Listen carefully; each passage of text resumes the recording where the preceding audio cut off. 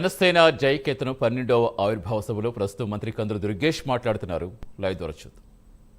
కూటమి ప్రభుత్వం ఏర్పడడానికి, కూటమికి రూపకల్పన జరగడానికి కీలకమైన వ్యక్తిగా కేవలం యావత్ ఆంధ్రదేశంలో మాత్రమే కాదు, ప్రపంచ రాజకీయ చరిత్రలోనే తనకంటూ ఒక ప్రత్యేకమైనటువంటి ముద్ర ఏర్పరచుకున్నటువంటి పెద్దలు, మనందరి నాయకులు, జనసేన పార్టీ అధ్యక్షులు, ఇవాళ ఈ రాష్ట్ర ఉప ముఖ్యమంత్రి, రాజకీయాలకి కొత్త నిర్వచనం చెప్పినటువంటి శ్రీ పవన్ కళ్యాణ్ గారికి మనందరి తరఫున కూడా ప్రత్యేకమైనటువంటి ధన్యవాదాలు తెలియజేస్తూ, వేదిక మీద ఉన్నటువంటి ఈ కార్యక్రమాన్ని తన నేతృత్వంలో అత్యద్భుతంగా నిర్వహించినటువంటి నాదెండ్ల మనోహర్ గారు, అదేవిధంగా పెద్దలు శ్రీ నాగబాబు గారు, నూతనంగా శాసన మండలి సభ్యునిగా ఎంపికైనటువంటి శ్రీ నాగబాబు గారు, వేదిక మీద ఉన్నటువంటి 50 మంది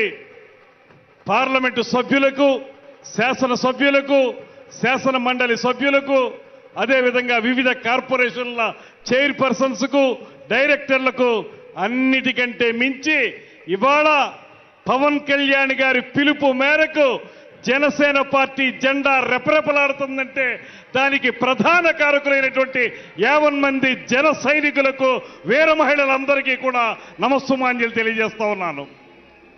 Rome was not built in a day. ఒక మహానగరం ఎప్పుడూ కూడా రాత్రికి రాత్రే నిర్మించబడదు. ఖచ్చితంగా దాన్ని నిర్మించడానికి ఎంతో సమయస్ఫూర్తి ఉండాలి, అంకిత భావం ఉండాలి, పూర్తి స్థాయిలో సమయోచిత నిర్ణయాలు ఉండాలి. ఇవాళ నేను గమనించినటువంటి, నేను పరిశీలించినటువంటి పవన్ కళ్యాణ్ గారిలో తొలి నుంచి ఉన్నటువంటి ఆలోచనలు, అంకిత భావం, ఎలాంటి పరిస్థితుల్లో కూడా ఎత్తిన జెండాని కిందకి దించకూడదనేటువంటి నిఖార్సైనటువంటి రాజకీయ వాదం, సమయోచిత నిర్ణయాలు, దానికి మించి అలుపెరిగిన పోరాటాలు, ఇవే శ్రీ పవన్ కళ్యాణ్ గారిని రాష్ట్ర స్థాయిలో మాత్రమే కాకుండా జాతీయ స్థాయిలోనే ఒక అద్భుతమైనటువంటి నాయకునిగా నిలబెట్టినటువంటి లక్షణాలు అనేటువంటి మాటని ఈ సందర్భంగా నేను మనవి చేస్తున్నాను. 11 సంవత్సరాల పాటు నిర్విరామంగా సాగినటువంటి ఆయన ప్రయాణం ఏనాడు కూడా వెన్ను చూపనటువంటి వైనం. ఆ రోజు 2019లో మనందరం కూడా ఓడిపోతే ఒకే ఒక్క సీట్ వస్తే కూడా మంగళగిరి ఆఫీసులో ఆయన చెప్పిన మాట నాకు ఇప్పటికీ కూడా చెవుల్లో గింగురుమంటూనే ఉంటుంది. ఆయన ఒకే ఒక్క మాట చెప్పారు, ఓటమనేది నన్ను 1 గంట మాత్రమే బాధ పెట్టింది. ఆ తర్వాత నేను అనుకున్నాను, ఈ కంఠంలో ప్రాణం ఉన్నంత వరకు కూడా జనసేన పార్టీ జెండాని నిలబెట్టాలనేటువంటి మాటతోనే నేను ముందుకు వెళ్ళాననేటువంటి మాట వారు చెప్పింది. అదే మాకు శిరోధార్యమైంది. ఇవాళ ఆయన మాట ప్రకారమే ఆయనతో కలిసి ప్రయాణం చేస్తూ ఉన్నాం. ఇవాళ ఒక శాసనసభ్యుడిగా, ఈ రాష్ట్ర మంత్రిగా, అత్యంత కీలకమైనటువంటి శాఖలకి మంత్రిగా మీ ముందు నేను నిలబడగలిగానంటే దానికి కేవలం శ్రీ పవన్ కళ్యాణ్ గారు చూపించినటువంటి వాత్సల్యమే కారణం అనేటువంటి మాటని మీ అందరికీ స్పష్టంగా తెలియజేస్తా ఉన్నా. ఇవాళ అధికారంలోకి వచ్చిన తర్వాత మీ అందరికీ తెలియంది కాదు, అధికారంలోకి వచ్చిన తర్వాత విర్రవీగే ప్రభుత్వాన్ని మనం చూసాం. నోటికొచ్చినట్టు మాట్లాడేటువంటి దుర్మార్గుల్ని చూసాం. బూతులు తప్ప మరొకటి తెలియనటువంటి నాయకుల్ని చూసాం. ఇవాళ పవన్ కళ్యాణ్ గారిని చూడండి. ఆ రోజు ప్రతిపక్షంలో ఉన్నప్పుడు కూడా ఎప్పుడూ కూడా ఆయన మాట మేరలేదు. ఒకే ఒక్క మాట ఆయనకి చెప్పారు, రేపు అధికారం వచ్చిన తర్వాత మీ పరిస్థితి అవుతుందో గమనించుకోండి అనేటువంటి మాట మాత్రమే ఆయన చెప్పారు. ఇవాళ అధికారంలోకి వచ్చిన తర్వాత మీరు చూస్తా ఉన్నారు, కీలకమైన శాఖలు, పంచాయతీరాజ్ శాఖ కానీ, అటవీ శాఖ కానీ, నీటిపారుదలకు సంబంధించినటువంటి జల్ జీవన్ మిషన్ కానీ, ఇటువంటి అంశాలు ఉన్నటువంటి మంత్రిత్వ శాఖలో నిరంతరం కూడా వాటిని ఏ రకంగా ప్రజలకి చేరువుగా తీసుకురావాలి, ఏ రకంగా వాటి ద్వారా పేద ప్రజల కంట కన్నీరు తుడవాలనేటువంటి తపనతోటి నిరంతరం ఆలోచించేటువంటి వ్యక్తి శ్రీ పవన్ కళ్యాణ్ గారు.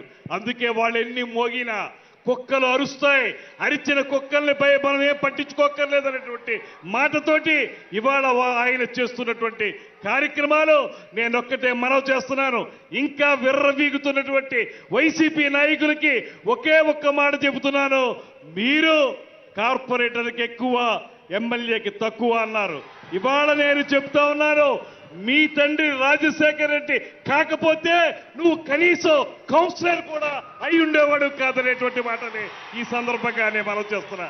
ఆయనకున్నది ఏనాడు కూడా తన వెనకున్నటువంటి వ్యక్తుల గురించి ఆయన ఏనాడు రాజకీయాల్లో ముందుకు వెళ్ళలేదు. తన ముందున్నటువంటి ప్రజానీకాన్ని, తన వెంట నడుస్తున్నటువంటి జన సైనికుల్ని దృష్టిలో పెట్టుకునే ఆయన రాజకీయాన్ని నడిపారు. అందుకే ఇవాళ ప్రపంచ వ్యాప్తంగా ఒకే ఒక్క మాట చెప్తున్నారు, 100% స్ట్రైకింగ్ రేట్. నిలబెట్టిన 21 సీట్లు 21 సీట్లు నెగ్గటం, నిలబెట్టిన 2 ఎంపీ సీట్లు 2 నెగ్గడం అంటే రాష్ట్ర రాజకీయాల్లో కాదు, జాతీయ రాజకీయాల్లో కాదు, ప్రపంచ రాజకీయ చరిత్రలోనే ఈ రకమైన రికార్డు మరే పార్టీకి, మరే రాజకీయ విధానానికి లేదనేటువంటి మాటని ఇవాళ ముక్త కంఠంతో అందరూ చెప్తా ఉన్నారు. ఈ సందర్భంగా ఒక్కటే నేను మనవి చేస్తున్నాను, ఒక సరైన దిశానిర్దేశం ఇవాళ మనకు చేయబోతున్నారు శ్రీ పవన్ కళ్యాణ్ గారు. మన ముఖ్యమంత్రి గారు చెప్పినటువంటి బాట ఏదైతే ఉందో, మనకు చూపిస్తున్నటువంటి ఇద్దరు కూడా, ఒక పక్కన గ్రేట్ విజనరీ ఆఫ్ ఇండియాగా పేరు పొందినటువంటి చంద్రబాబు నాయుడు గారు, మరో పక్కన పేద ప్రజల కోసమే రాజకీయ పార్టీ నడుపుతున్నటువంటి శ్రీ పవన్ కళ్యాణ్ గారు. వీరిద్దరి పైన ప్రపంచంలోనే ఉక్కు మనిషిగా పేరు పొందినటువంటి నరేంద్ర మోడీ గారు, ఈ ముగ్గురు కలిసి ఈ కూటమి ప్రభుత్వం ఈ రాష్ట్రాన్ని సువర్ణాధ్యాయంగా మలచడానికి సిద్ధంగా ఉందనేటువంటి మాటని మరొకసారి మనవి చేసుకుంటూ, వారిచ్చే దిశానిర్దేశంతో ఒక పక్కన పార్టీని బలోపేతం చేసుకోవటం, మరో పక్కన ప్రభుత్వాన్ని మంచి ప్రభుత్వంగా ముందుకు తీసుకెళ్ళడానికి నిరంతర నిర్విరామ కృషి చేస్తామనేటువంటి ప్రతిజ్ఞని తెలియజేసుకుంటూ, మరొక్క మారు మనం ప్రజలకి పునరంకితం అవుతాం అనేటువంటి మాటని మరొక్క మారు మీ అందరికీ తెలియజేసుకుంటూ, ఈ అవకాశం ఇచ్చిన పెద్దలందరికీ కూడా నమస్సుమాంజలి తెలియజేస్తూ సెలవు తీసుకుంటున్నాను.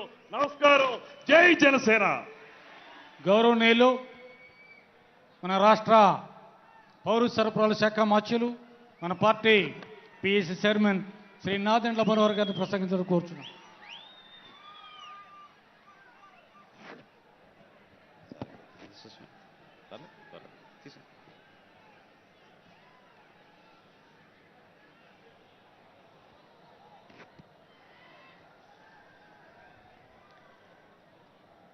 జనసేన పార్టీ అధ్యక్షులు, ఆంధ్రప్రదేశ్ రాష్ట్ర ఉప ముఖ్యమంత్రి, మనందరి నాయకుడు గౌరవనీయులు పవన్ కళ్యాణ్ గారికి ఈరోజు ఇంత అద్భుతమైన వేదిక పైన మీ అందరి ఆశీస్సులతోటి వేదికను అలంకరించిన గౌరవ మంత్రివర్యులు, గౌరవ పార్లమెంట్ సభ్యులు, గౌరవ శాసన మండలి సభ్యులు, గౌరవ శాసనసభ్యులు, అదేవిధంగా పార్టీ కోసం అహర్నిశలు కృషి చేసిన మన జనసేన పార్టీ నాయకులు, మా అందరికన్నా మీరు ఈ కార్యక్రమం ఈరోజు జరుగుతోందంటే మీ వల్లనే. మీరు ఏ విధంగా మాకు ధైర్యం నింపారో, ఏ విధంగా మాతోటి నడిచారో, ఏ విధంగా పవన్ కళ్యాణ్ గారి నాయకత్వాన్ని మీరు నమ్మి మమ్మల్ని అందరినీ కూడా మీరు ముందు తీసుకొచ్చారో, దానికోసమే ఈ సభ. ఇది పవన్ కళ్యాణ్ గారికి కృతజ్ఞత చెప్పాలి, పిఠాపురం ప్రజలకి కృతజ్ఞత చెప్పాలి, మన జన సైనికులకి, వీర మహిళలకి కృతజ్ఞత చెప్పుకోవాల్సిన సందర్భం ఇది. 11 సంవత్సరాలు పూర్తయినాయి, 12వ సంవత్సరంలోకి అడుగు పెడుతున్నాం. చాలా కష్టమైన ప్రయాణం, అనేక అవమానాలు, అనుమానాలు,